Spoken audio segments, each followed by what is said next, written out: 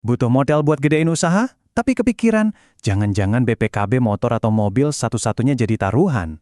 Aduh, itu kekhawatiran yang wajar banget kok. Tapi, gimana kalau saya kasih tahu, sebenarnya ada aturan main yang mungkin tersembunyi, yang bisa melindungi aset berharga Anda. Yuk kita bongkar sama-sama. Oke, jadi pertanyaan utamanya kan ini, kalau saya pinjam KUR di bawah 100 juta, beneran nih BPKB saya harus jadi jaminan?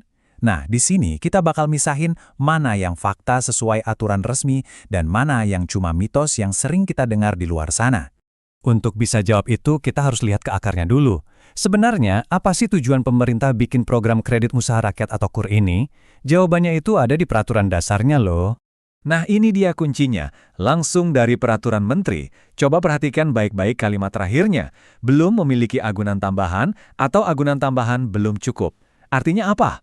Artinya, DNA dari KUR itu sendiri dibuat untuk membantu pengusaha yang justru, yaitu, mungkin belum punya aset yang cukup buat dijaminkan.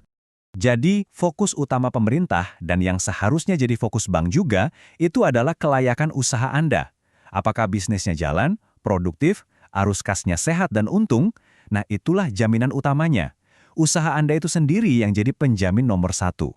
Tapi kita semua tahulah ya, aturan pemerintah itu satu hal, tapi praktek di lapangan, di bank, bisa jadi cerita yang lain. Sekarang coba kita lihat gimana aturan ideal ini diterjemahkan di lapangan oleh salah satu penyalur KUR terbesar, yaitu BRI. Tabel ini menjelaskan semuanya. Coba lihat deh, ini info resmi dari BRI loh.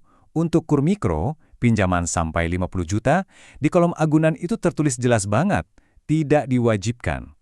Kewajiban jaminan tambahan itu baru muncul untuk KUR kecil yang pinjamannya di atas 50 juta. Jadi, garis batasnya tuh terang benderang kan? Di bawah 50 juta harusnya sih nggak ada jaminan tambahan. Terus gimana kalau ada oknum yang nekat minta BPKB Anda buat pinjaman di bawah 50 juta? Nah, disinilah letak bahaya yang sesungguhnya, yang harus kita waspadai. Pertanyaannya jadi begini, apa sih sebenarnya Anda pertaruhkan secara hukum kalau Anda asal kasih aja itu BPKB tanpa ada dokumen resmi yang melindunginya? Ini bukan cuma soal percaya nggak percaya, ini soal perlindungan hukum. Yuk kita bedah risikonya satu-satu. Pertama, tanpa proses resmi, Anda sebagai nasabah itu nggak punya payung hukum, kosong. Kedua, kalau ada masalah, BPKB Anda bisa disandera gitu aja tanpa dasar yang jelas. Yang paling parah, aset berharga Anda itu ada di posisi yang sangat rentan, dan Anda jadi gampang banget ditekan dengan praktik-praktik yang nggak adil.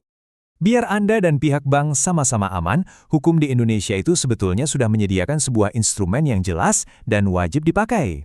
Namanya adalah jaminan fidusia. Gampangnya gini, fidusia itu kayak kita nitipin hak kepemilikan BPKB ke bank secara hukum, tapi motor atau mobilnya tetap bisa kita pakai buat usaha. Ini satu-satunya cara yang sah dan legal untuk menjaminkan kendaraan Anda.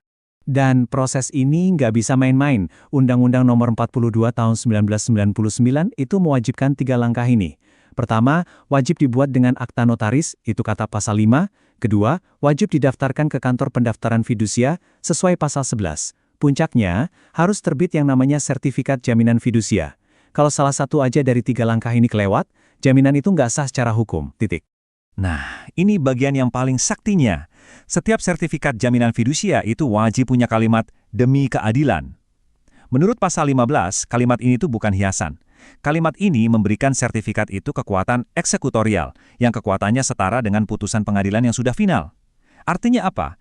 Cuma dengan sertifikat inilah bank punya dasar hukum yang super kuat untuk menarik jaminan kalau kita wan prestasi. Tanpa ini, mereka nggak bisa apa-apa. Oke, jadi gimana caranya pakai semua pengetahuan ini buat melindungi diri Anda sendiri? Gampang, ada 5 hal penting yang harus Anda ingat sebelum tanda tangan apapun. Yang pertama, pastikan dulu jenisnya. Tanya dengan jelas ke petugasnya. Pak, Bu, ini yang saya ajukan KUR mikro yang sampai 50 juta atau KUR kecil. Jawaban dari pertanyaan ini bakal nentuin semua aturan soal jaminan. Jangan sampai salah asumsi dari awal. Yang kedua, ingat baik-baik, untuk KUR mikro, jaminan utamanya itu ya bisnis Anda. Jadi fokus aja untuk nunjukin kalau usaha Anda itu produktif dan punya arus kas yang bagus. Siapin catatan keuangan sederhana, tunjukin bukti transaksi, itulah aset yang paling dilihat sama bank.